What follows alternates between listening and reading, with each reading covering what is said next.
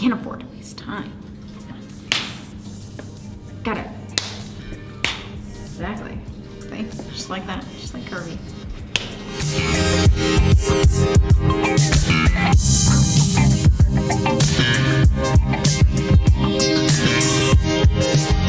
I started off with a long meeting this morning that's still going.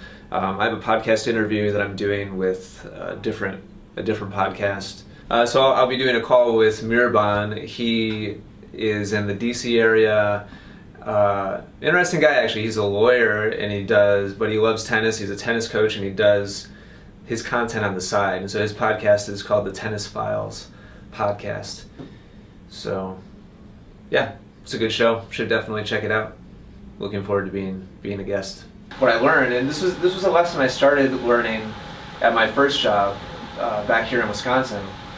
In fact, I remember a closed-door meeting I had with the director of tennis, my boss, at my first job, where I literally called a meeting with him because I think this was a couple weeks or a couple months into my first full-time teaching job, because I was so frustrated at the percentage of people who booked time with me, and whether it was for themselves or for their kids or whatever, but there was just a big percentage of time in my schedule that was devoted to people that were not on the court for the same reason that I was. I was on the court because I just absolutely loved and thrived on giving people advice and instruction and helping them come to aha moments, like seeing the light bulb go off in their head and then seeing them run with what I taught them and see them be more successful and have more fun, get more enjoyment out of the game.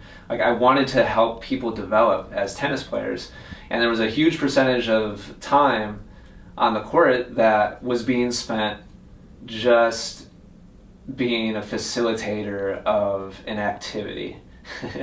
Like, people were there for reasons other than passion for the game and improvement. They were there for recreation, they were there for exercise, they were there to socialize, they were there for babysitting for their kids. Like, they were, and no judgment. Like, that's fine. Like, for those people, that's totally fine. Like, if they're honest and they know what they want to get out of it, and that's what they're getting out of it, then awesome. And I'm happy for all of those people to get out of it what they want to get out of it. But it wasn't a match for why I was there. And so, frankly, at first I was probably pretty naive going into a private club setting and expecting that people were going to match my level of enthusiasm for working hard and focusing and learning and improving. But it was what it was, and so it kind of blindsided me a little bit. And it continued into my second job at Congressional. And ultimately, it's what fueled my publishing online. Was I saw other people in other topics, other niches, publishing content, growing an audience. Podcasts were really my first big content love online. I listened to a personal finance guy. I listened to some internet business guys. And I was like, all right, so these people, they know something about a topic. They're publishing content. They're growing an audience. They're selling services and products to help that audience reach their goals. They're making a living out of it. And so it just, after a while, became just an obvious thing for me to try. And I thought, why can't I do that also? Something I talked about with Westermann was the idea of self-awareness.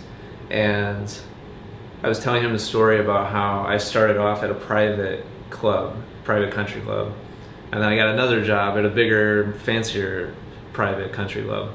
And in my 21-year-old brain, what made most sense to me was get the biggest, fanciest job at the biggest, fanciest club, and that's going to be like the biggest, most successful career. But what I found in hindsight was that the people were going to that club for a different reason than why I was on a tennis court. Our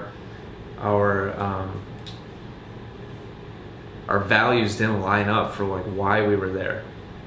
And so the way you attract people is you know what's most valuable to you. You know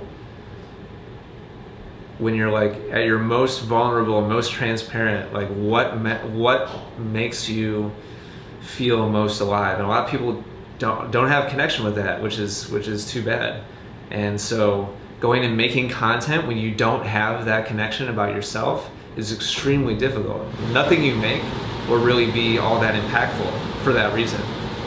And so step one is the hardest, is you have to know like what you love and what you're passionate about first. Because if you don't know that, it's impossible to make impactful content. And that's step two, is you make content that's centered around that thing.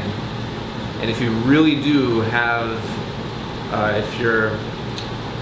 if you really do have that fire inside of you, then what you create will naturally attract those people.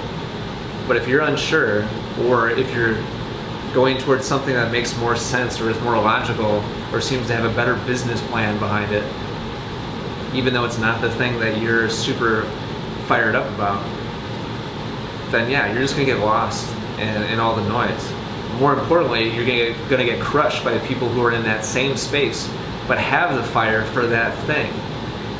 And so it's a losing game. If you're trying to just reverse engineer on views or likes or AdSense dollars or whatever bottom line, then you're not gonna be successful. I mean, it's hard to hear because, again, I think one of the things I'm most lucky about and most grateful for is the fact that I know my thing. Like at least right now, the last 20 years, like I know what my thing is. What I feel like I know like what I'm meant to be doing, and I'm doing that thing, and that's like, you know, it's winning the lottery. So I think there's a lot of people that have been doing what makes sense for a long time, and they lose track of what's actually inside of them, because they're doing what the world is telling them is the practical, reasonable thing to do, and it leads them in a totally different direction. Thanks for hanging out today. I hope you enjoyed some of the behind the scenes stuff. We'll see if Mike is able to cut together some of the podcast stuff. Mirabon asked me some really good questions, and honestly, he asked me multiple questions about things that I just haven't sat and thought about before. So I'm glad he did, and I'm always grateful to learn more about myself and my own motivations, because if you're not reverse engineering against that, then you're just going off in different random directions that are not going to lead you to success, or at least not success in the, you know, on the scale that people are viewing success as now, which is like world domination. It's not ever going to happen if it's not something you're really passionate about. So yeah, good interview. Hope you enjoyed today's video. We'll see you again tomorrow.